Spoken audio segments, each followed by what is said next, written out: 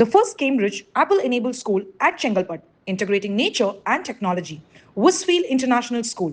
Give your child the best platform to explore and innovate. Admissions open, kindergarten to grade 8. மூத்த பத்திரிகையாளர் திரு தராசு ஷியாம் நம்மோடு இணைந்திருக்கிறார். இது தொடர்பாக பேசுவதற்காக ஷியாம் சார் வணக்கம்.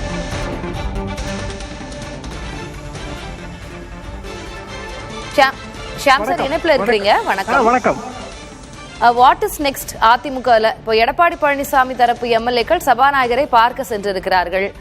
நடவடிக்கை எடுக்கணும் எஸ்பி வேலுமணி தரப்பு மீது அப்படின்னு வலியுறுத்த போறாங்க. அந்த நடவடிக்கை எடுப்பது என்பது அந்த 17 மீது மட்டுமா, இல்ல மீதி இவங்க கூட திரும்பி வந்திருக்கிற 5 பேர் அதுல விலக்களிக்கப்படுமா? அவர்களுக்கு என்ன நடக்கும் அப்படின்னு இன்னைக்கு நம்ம புரிஞ்சுக்கலாம். 5 பேர் மீதான தகுதி நீக்க கோரிக்கை மனு திரும்ப பெற்றால் அது முடித்து வைக்கப்பட்டு விடும். அதுல மாற்று கருத்து இல்ல. அடிப்படை கேள்வி இதுல என்னவென்றால், ஒரு தகுதி நீக்க மனு ஆன்டி டிஃபெக்ஷன் அந்த 10th ஷெட்யூல்ல சபாநாயகர் முன் நிலுவையில் இருக்கும் போது எம்எல்ஏக்கள் ராஜினாமா செய்தால் அதை சபாநாயகர் ஏற்கலாமா? இதுதான் கேள்வி.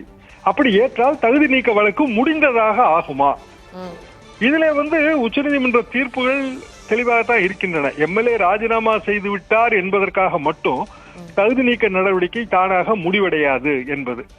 அப்படி என்றால் தகுதி நீக்க நடவடிக்கை தொடர்ந்து தகுதி நீக்கமே செய்தாலும் அவர் தான் ஏற்கனவே ராஜினாமா செய்து விட்டார, அவருக்கு அதுல என்ன அரசியல் ரீதியாக அவருக்கு என்ன பின்னடைவு? இந்த கேள்வி வரும்போது அதுக்கு விடை என்னவென்றால், தகுதி நீக்க 2 வகையிலானது. ஃபார் பீயிங் ஏ மெம்பர், அதாவது அவர் மெம்பராக இருப்பதற்கு, for being chosen as a member, மெம்பராக தேர்ந்தெடுக்கப்படுவதற்கு. அப்படி என்றால் அவர் இன்னொரு தேர்தலில் நிற்பார் அல்லவா, அப்போது மெம்பராக தேர்ந்தெடுக்கப்படுவதற்கான தகுதி இழப்பு இருக்கிறது என்று நாம் வாதாடலாம். அதற்கு நீதிமன்றத்தின் முன்னால் மனு நிலுவையில் இருக்க வேண்டும்.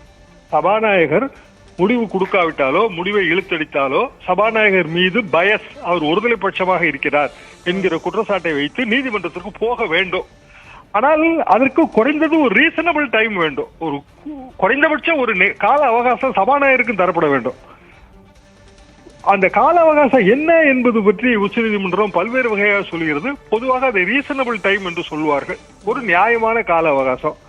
நியாயமான கால அவகாசம் என்றால் குறைந்தபட்சம் 2 அல்லது 3 மாதங்களாவது இருக்க வேண்டும்.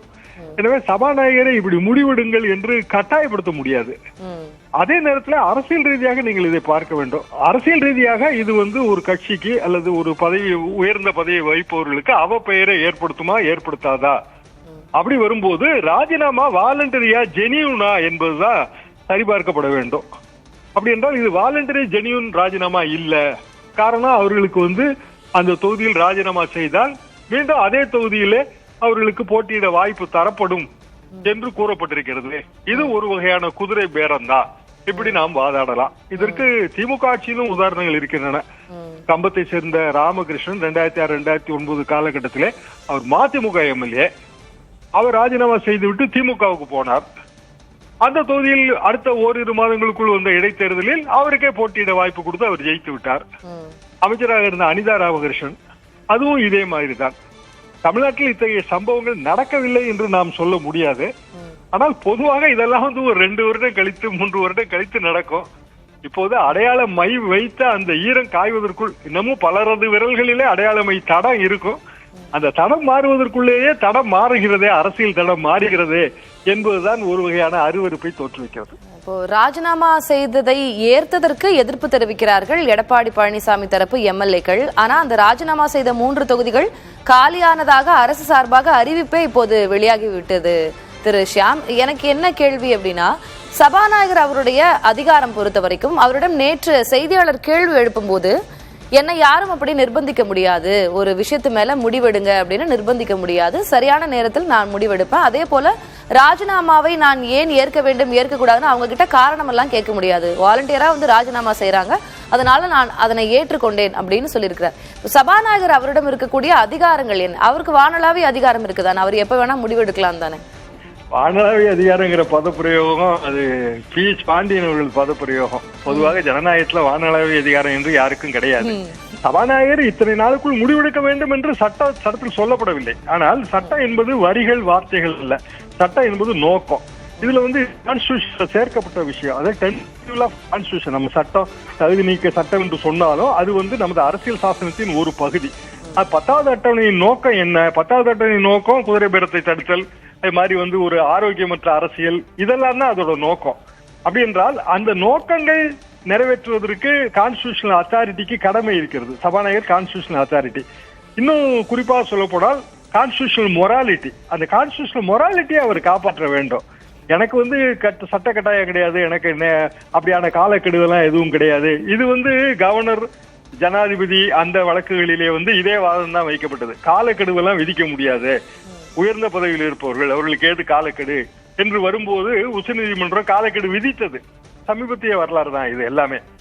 எனவே இயல்பான சில விஷயங்கள், சட்டத்திலே வரிகள் இல்லாவிட்டாலும் சட்டத்தின் உணர்வு முக்கியம். எதற்காக இந்த சட்டம் நிறைவேற்றப்பட்டது என்பது முக்கியம். அதையெல்லாம் மனதில் வைத்துதான் சபாநாயகர் அவர்கள் முடிவெடுக்க வேண்டும். இப்போது நாம் புரிந்து கொள்ள முடிகிறது, நோக்கம் முக்கியம் அப்படின்னு சொல்லியிருக்கிறீங்க. இவங்க இப்ப ராஜினாமாவை ஏற்பதையே எதிர்க்கிறார்கள். ஆனா அந்த 3 தொகுதிகளும் காலியாகவே அறிவிக்கப்பட்டு விட்டது அரசு சார்பாக. இப்ப அடுத்து இவங்க எப்படி இதனை சேலஞ்ச் பண்ணுவாங்க? ஏன்னா இப்ப சபாநாயகர் கிட்ட இப்போ சென்று வலியுறுத்தல் மேற்கொண்டாலும் அது ஒர்க் அவுட் ஆகுமா அப்படின்றது கேள்விக்குறிதான். அடுத்து இவர்களுக்கான வாய்ப்புகள் என்ன இருக்கிறது? எடப்பாடி பழனிசாமி தரப்பு எம்எல்ஏக்களுக்கான வாய்ப்பு என்ன? நீதிமன்றத்தை நாடுவதுதானா? அடுத்து என்ன செய்வாங்க? எப்படி சேலஞ்ச் பண்ணுவாங்க எடப்பாடி பழனிசாமி தரப்பு இவர்களை அப்படின்னு கேட்டிருந்தேன். அதுக்கான பதில சொல்லலாம் நீங்க. இப்போது சட்ட நிலைமை என்னவென்றால், சபாநாயகரை பொறுத்த வரைக்கும் அவர் 3 எம்எல்ஏக்களின் ராஜினாமாவை ஏற்றுக்கொண்டு விட்டார். அந்த 3 தொகுதிகளையும் காலியானதாக அரசிதழ் அறிவித்து விட்டது. தேர்தல் எப்போது வருகிறது என்று நமக்கு தெரியாது, அது தேர்தல் ஆணையத்தின் கடமை.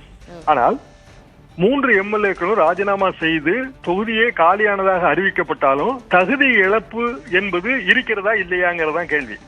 தகுதி இழப்பு என்பது எப்போது ஏற்படுகிறது என்றால் அந்த குற்றம் இழைத்தவுடன் ஏற்படுகிறது. தகுதி நீக்கம் தான் சபாநாயகரின் கடமை. தகுதி நீக்கம் அவர் செய்யவில்லை.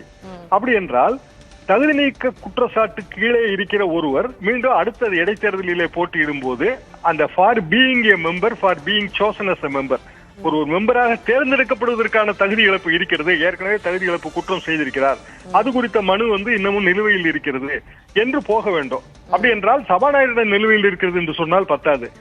அது சுப்ரீம் கோர்ட்ல நிலுவையில் இருக்கணும். பல வழக்குகள் இருக்கு, முன்மாதிரி வழக்குகள் இருக்கின்றன. எனவே எடப்பாடி தரப்புக்கு இருக்கிற ஒரே ஆப்ஷன் நீதிமன்றம் செல்வதுதான், வேற ஆப்ஷன் கிடையாது. சரி, இப்போ மீதி இருக்கக்கூடிய எஸ்பி வேலுமணி தரப்பில் இருக்கக்கூடிய 17 எம்எல்ஏக்கள், அவர்கள் குறித்து எடப்பாடி பழனிசாமி தரப்பு என்ன முடிவெடுப்பார்கள்? எடுத்தால் சரியாக இருக்கும் அப்படின்னு எதிர்பார்க்கலாம். ஏன்னா இன்றைக்கு எஸ்ஐக்கு சுப்பையா அவர் ராஜினாமா செய்வாரு அப்படின்னு பேசப்படுது. எஸ்பி வேலுமணி, சிவி சண்முகம் உள்ளிட்ட பிற எம்எல்ஏக்கள் அவர்களுடைய நிலை என்னவாக இருக்கும்? உடனடியாக எடப்பாடி பழனிசாமி அவர்கள் அங்கிருந்து எத்தனை எம்எல்ஏக்கள் வருகிறார்களோ, இப்படி 5 எம்எல்ஏக்கள் வந்திருக்கிறார்கள், இன்னும் 10 பேர் வருகிறார்கள் என்றால் உடனடியாக துரிதமாக நடவடிக்கை எடுத்து அவர்கள் மீது கொடுத்திருக்கிற தகுதி நீக்க அந்த கோரிக்கையை வாபஸ் பெற வேண்டும். இதை தாண்டி வேறு துரித வழி இல்ல. காரணம், சபாநாயகர் என்னதான் சபாநாயகராக இருந்தாலும் அவர் சபாநாயகராக பதவி நீடிப்பது என்பது அந்த ஆளுங்கட்சியின் விருப்பம் தானே. அப்படி என்றால் ஏதோ ஒரு வகையில் அவருக்கு ஒரு பயம் வரத்தானே செய்யும். ஒரு சபாநாயகர் ஒரு ஆளுங்கட்சியின் உறுப்பினர் தானே. அப்ப சட்டமன்றத்தோட ஆயுள்ங்கிறது 5 வருடம்னா 5 வருடத்திற்குள்ள அவர் முடிவெடுத்தா சரிதான் ஆயிரும். சட்டமன்றத்தின் ஆயுள் இருக்கிற வரைக்கும் அவருக்கு முடிவெடுக்கக்கூடிய அந்த காலகட்டம் கிடைச்சு போயிடும். அதற்கு சபாநாயகர் அன்பயஸ்டா இருக்கணும்னு நம்ம சொன்னாலும் உண்மையிலேயே அன்பயஸ்டா இருக்கிறது இல்லைங்கிறது தானே நிஜமான நிலைமை. மணிப்பூர்ல எத்தனை மாநிலங்கள்ல நம்ம இந்த மாதிரி வழக்குகளை பார்க்கிறோம். இப்போதைக்கு அதிமுக முன்னால் இருக்கிற ஆப்ஷன், மீதம் இருக்கிற எம்எல்ஏக்களை கௌரவம் எல்லாம் பார்க்காம, ஈகோ எல்லாம் பார்க்காம உடனடியாக காப்பாற்றிக் கொள்ள வேண்டும். இல்லை என்றால் தாவேகா என்ன செய்யும்னா, அவங்க 25 எம்எல்ஏக்களின் ஆதரவோடு 144 எண்ணை காட்டி மெஜாரிட்டியை நிரூபித்திருக்கிறார்கள். இப்போது அதே மாதிரியான ஒரு எண்ணை காட்டுவதற்கு தான் அந்த முயற்சி நடக்கும். ஒரு 15 பேர் போறாங்கன்னு வச்சுக்கிடுவோம். ஏற்கனவே 3 பேர்னா 18 பேர் ஆயிடுவாங்க. 18ங்கிற நம்பரே ஒரு மோசமான நம்பர். ஏன்னா டிடிவி காலத்துல 18 பேர் தான் தகுதி இழப்புகள்லாம் உள்ளாகி 18ங்கிற எண்ணே மோசமாக அந்த காலகட்டத்துல இருந்தது. எடப்பாடி பழனிசாமி அவர்கள் துரித நடவடிக்கை எடுக்க வேண்டும். அவருக்கு உட்கட்சியில என்ன பிரச்சனைகள் இருக்குன்னு நமக்கு தெரியாது. இதெல்லாம் வெளியில இருந்து பார்க்கிற சட்ட நிலைமை. உட்கட்சி பிரச்சனைகளை வைத்து அரசியல் முடிவு எடுக்க வேண்டும். வராம கூட பேர் வரல.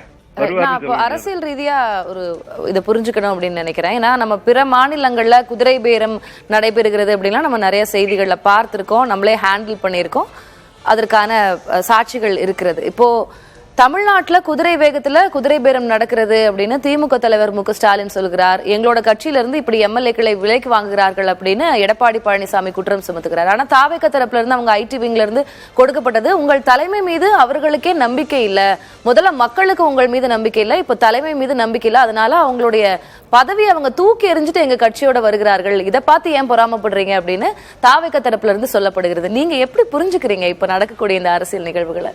குதிரை பேரம் என்பதுல மாற்று கருத்துலாம் இருக்க முடியாது. தாவேகா நிலைப்பாடு என்பது ஒரு அரசியல் கட்சியின் நிலைப்பாடு.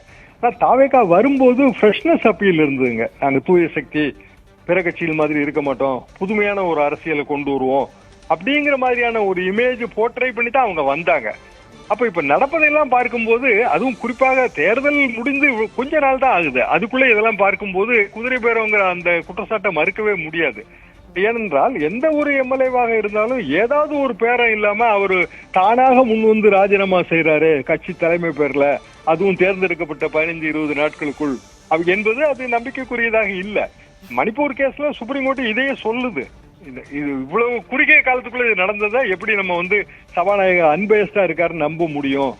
அங்க அது பிஜேபியும் காங்கிரஸுமா இருந்தது. காங்கிரஸுக்கு சிங்கிள் லார்ஜஸ்ட் பார்ட்டி, ஆனா மெஜாரிட்டி கிடையாது. BJP next largest party. கடைசியில பிஜேபி ஆட்சி அமைத்தது.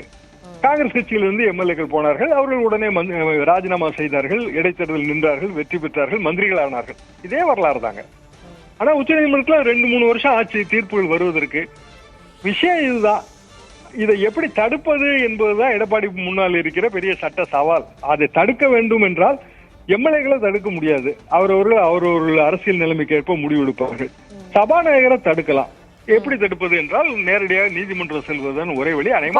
என்ன செய்கிறார்கள் அப்படின்றத நம்ம பொறுத்திருந்தே பார்க்கலாம். கடந்த ஒரு 20 நாட்களாக தொடர் அரசியல் நிகழ்வுகள், தினம் ஒரு பரபரப்பு அப்படின்னு தான் நம்ம பார்த்துக்கிட்டு இருக்கோம். The first Cambridge Apple-enabled school at Chengalpat, integrating nature and technology. Westfield International School. Give your child the best platform to explore and innovate. Admissions open, kindergarten to grade 8.